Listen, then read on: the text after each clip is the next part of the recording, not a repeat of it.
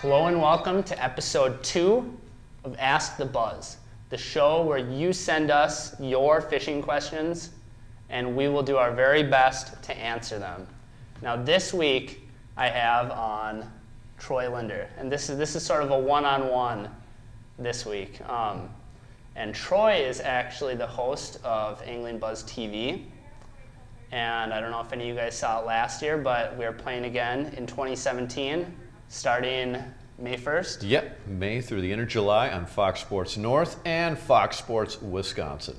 But let's just jump into the questions here without getting too distracted. The first question comes from Steven Reidler. Okay. And he asks, what is the best position to keep your rod when fighting a large bass that keeps jumping? A bass that you, boy, I've been there. I guess largemouth and smallmouth, a little bit different. Largemouth, if you hook a big largemouth, usually you can get a few jumps out of it. A big smallmouth bass can jump many, many times. They never give up. Depending on the rod, I guess a spinning rod versus bait caster. If I'm using a large bait, single hook, or even like a big swim bait, for example. If it's a big largemouth bass, sometimes you can get them to flare their mouth, where you just kind of grind them in. Let me use, here we got a couple rods back here. So if I got a big largemouth on, a lot of times what I'll do, just keep the rod tip down and keep them going in the same direction. One of the best ways to lose a big fish is to switch rod positions. I see this a lot. You're reeling on this side and it's reeling on this side. What that does is it actually loosens the hook inside the fish's mouth. It actually opens up the hole in which the hook is there, and you can actually throw the bait when it comes up and jumps. So usually for largemouth bass, rod tip down and just kind of wind them, try to keep them in the same direction.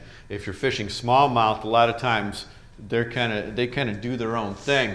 If I have a spinning rod, I got a big smallmouth on, and I've seen this in Mille Lacs. Smallmouth don't jump though. No, smallmouth never jump. Some of the times, this actually works. I've seen this with largemouth bass and with smallmouth. In tournaments, I don't want them to jump. I want them to stay down. I just want them to relax. And if I see the line start to come up, I'm spinning around, and I see the line start to rise up like they're coming up, they're going to jump. A lot of times, if I know, if I'm fishing like a single hook or something like this, a light wire hook, that I know is in there pretty good, I'll actually back off on the tension. The harder I pull, sometimes it seems like the fish want to jump and come straight up. So when I see the line start to come up like that, I'm usually back reeling a spinning rod on a big fish, is I'll actually kind of ease. I'll keep enough tension, but I'll ease off a little bit. And many times what I've seen, both largemouth and smallmouth bass, is they'll go back down. If I continue to keep really heavy tension on them, they want to pull against that heavy tension. You've probably seen this. If you fish a tournament and you have a fish next to the side of the boat, and if you let the tension off completely, what does that fish do? A lot of times it just starts to swim away. Yeah. Or it just sits there. Depending on how, there's a lot of different variables there, but if you just single hook in the corner of the mouth, you let the tension off completely, the fish just sits there. So a lot of times what I'll do when those fish come up, I let the tension off just a little bit, and I kind of play them up. So they'll come up like this. A lot of times they come back down. They start to come up like this, and I'll release the tension just a little bit, and I'll see them come back down. So that is sort of one thing that I've done to help bass from jumping, and losing them. Again, with smallmouth bass, sometimes you just can't predict. They can, 5-6 pounder can do cartwheels in the air. A largemouth bass might have 2 or 3 jumps in them. Usually largemouth, try to keep them in the same direction, keep the rod tip down, point in the same direction, try to get them in the boat as fast as possible. And with smallmouth bass, sometimes it's just, they do what they want to do. But try that when they come up and jump. What you can try is just release the tension just a little bit. And if you're back reeling, it's really easy to do. You start to see that line shoot up, release it a little bit, and a lot of times what you'll see, those fish will come up to the surface and they'll go back down. They won't come up and do the whole cartwheel deal. Well, there you have it, Steve. That was good. I guess I learned a few things. I thought it was a pretty simple question, but good information, in depth. So the next question is from Josh Johnson. How do you discern what species of fish is being marked on your sonar? Okay, well, there's a lot of fish out there, and they mark differently, obviously. So on my hummingbird, I don't know, hopefully you can see this. For this one, we got the handy, dandy whiteboard. I got my little whiteboard here. Is that gonna work? Is that gonna work? The whiteboard. So this works? This isn't too much. We can see this a little bit. I'm just gonna hold this right here. So stripers. Well, I'll do a number of different fish. Here's striped bass. Usually you get the excess. This. You'll see this long like that. It's a school. They move fast like that. That is the crisscross. That's like striped bass, white bass. I see a lot like that. If you're talking about single hooks, here's the bottom. These shorter, sort of fatter ones, kind of like that. A lot of red. You'll have a good red and orange in there on the hummingbird like that. That's usually a bass. If you see a couple of them like that, I would say that's bass, depending on where I'm fishing. What does a walleye look like? Walleye will be, when you think of the shape of the fish, that's what it's recording. So the shape of the fish, a little bit longer. The walleye could be a little bit more like that. Here's a bass like that, and then panfish, panfish and crawfish are like that. And if you mark, this is not good. Let's say for like crappies like that, crappies or panfish, you'll see the Christmas, the Christmas tree, or you can see them just vertical. A lot of times you can tell by the way they're schooling with each other. Exactly. Yeah. So single big fish like this. Well, here's one thing that I have seen. Here's a muskie. Yeah, I was gonna say. Okay. So there's a muskie. The size of the mark. Yeah, the size. If it's really big, usually if it's gigantic, upper Midwest, in most of the lakes, I'm thinking it's a big carp. Even in the Southwest. Yeah. When it's ridiculously big, I'm thinking either giant striper, a giant carp up here. I would think a giant pike or a giant muskie. But for walleyes, kind of in between. Again, here's kind of the bass. It's kind of like that. It's almost like there's your half moon. You take a little bit of a slice out of it, right there. That is kind of that fatter crescent shape is more for the bass, largemouth and smallmouth, and also depending if you got a rock, if you're reading the bottom right there and you got a rock, and a lot of times you'll see half of the crescent sticking out the side, usually a bass like that. How do you decipher whether you're marking a fish or a rock? Because sometimes they can look similar. Yeah, they can. Depending on your settings, your color settings, you usually look for any type of like light line. So a rock coming up like this will all be solid. That will usually continue down into the reading. You'll see the harder bottom will all be red. So if there's any sort of even a little bit of a break, in there, even if it's in part of it where this is all solid, I'll look for a little bit of that yellow or that orange in between there to tell if it's a fish on the bottom or a rock. So and with down imaging, if you have down imaging on there, usually I run two, with my screen on the front like that. I'll have two, one sonar, one's down imaging, so I can see, if you got thick weeds like this, you might have this, and you might see something that's something in there, and then down imaging, you see this, and then you'll see. Sometimes sonar is better for picking, or down imaging is better for picking stuff up. Yeah, and it's interesting because sometimes I pick things up on sonar that I won't pick up in down imaging. Sometimes I'll pick things up on down imaging that I won't pick up on sonar. Okay. I like running both. So that hopefully that answers at least a little bit of your question. When the bait, when I see this, it's usually panfish. When I see a lot of this stuff, like bunched together like that, more the panfish kind of go more circular. Bass, fatter crescent, walleye, a little bit longer like that, and then musky or carp like that. Well, there you go. So, I think this is enough marker action. Okay, all right, we sure? I'm starting to get a little lightheaded from the markers. Sorry about that.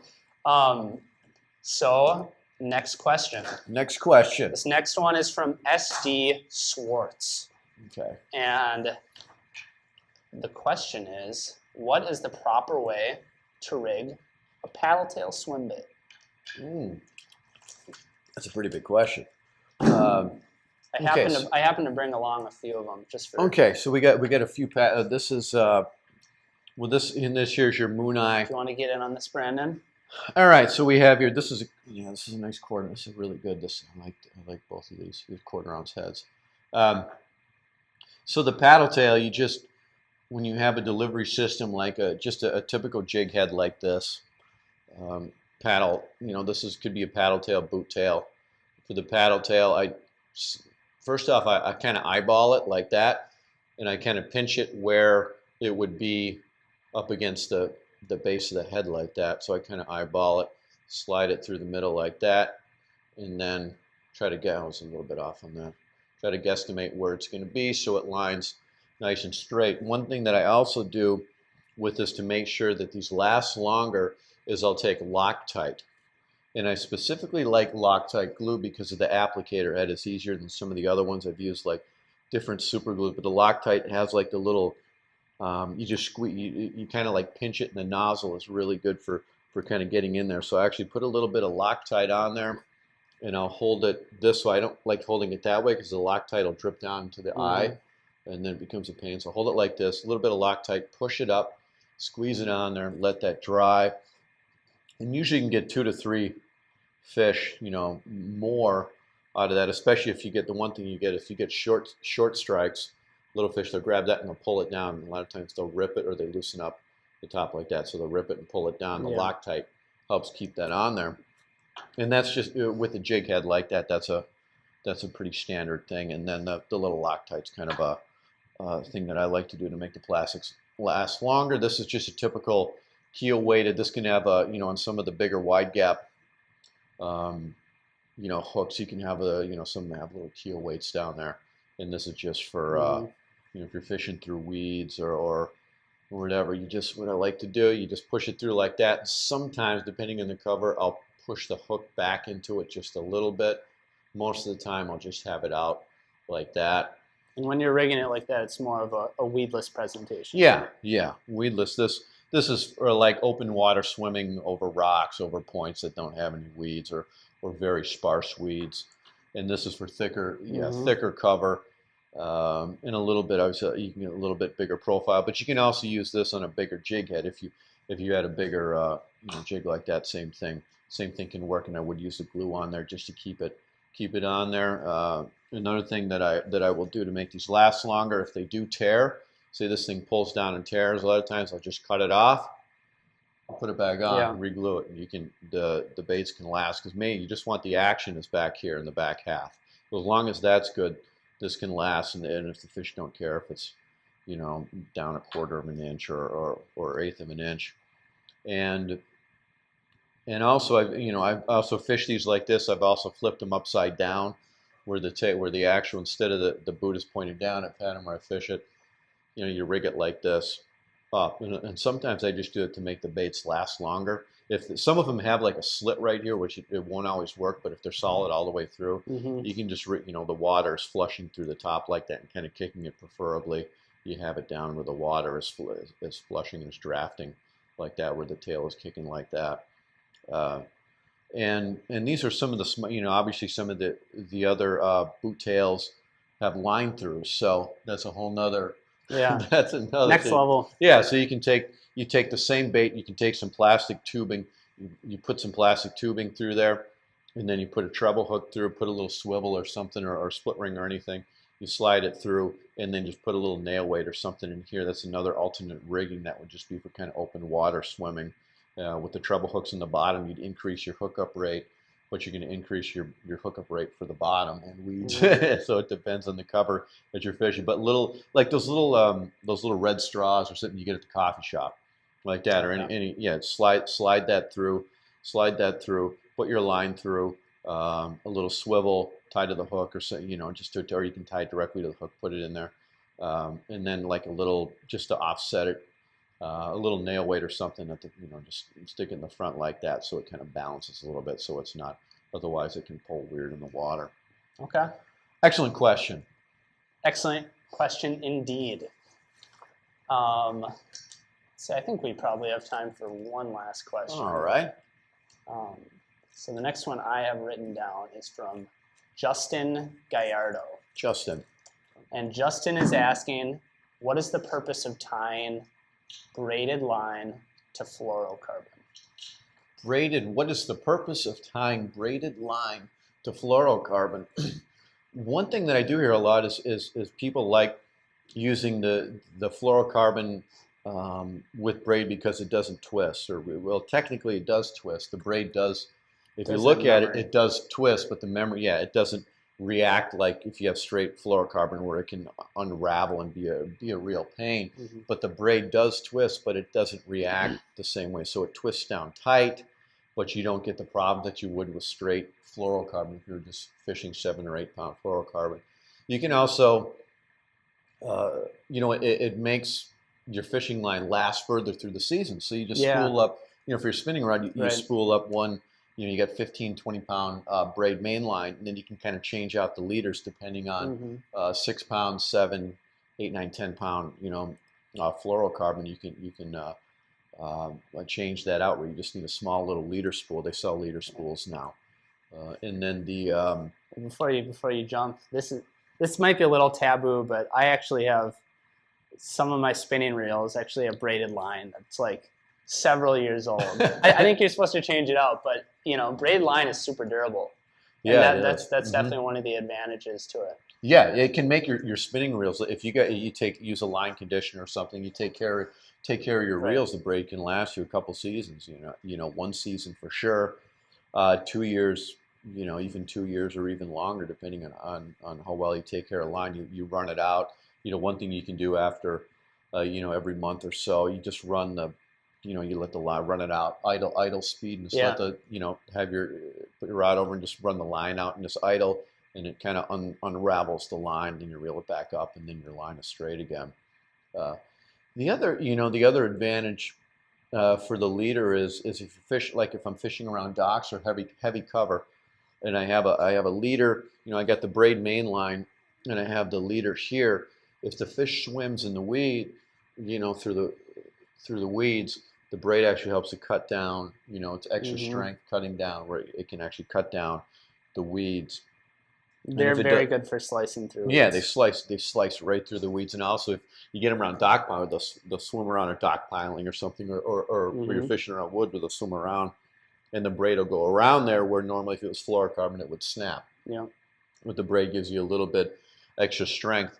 Another thing I like with braid is I do use yellow braid, bright yellow braid, 832 braid.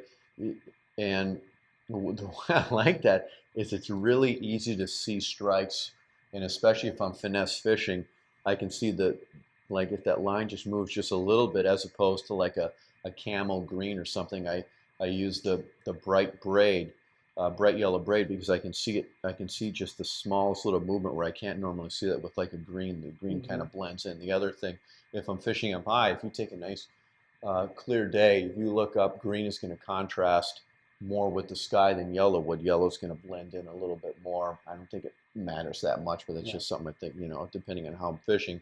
If you have a lighter back, you're looking up at the sky, white or yellow is going to blend in better than black or camel or dark green braid. Well, and to play off that a little bit, visibility, to pair that with sensitivity, they kind of go hand in hand. It's all about detecting bites. The nice thing about braid is that there's no stretch, and when there's no stretch, you can detect the bites a lot easier because the line isn't stretching. So if you're fishing deep water and you have, mono or fluoro on or something, you may not even feel a soft bite because there's so much stretch in the line that by the time it gets up to you, there's nothing. Whereas with braid, no stretch, tight, you're gonna feel a strike in 60 foot of water. It's the same. It works in shallow water too, but there's definitely deep water applications. So. Yeah, and then adjusting, with the braid, like this braid right here, if you're punching or flipping like that, you can also use the head. I was primarily talking about spinning rods, but also with punching and flipping, you can use like 65 pound braid.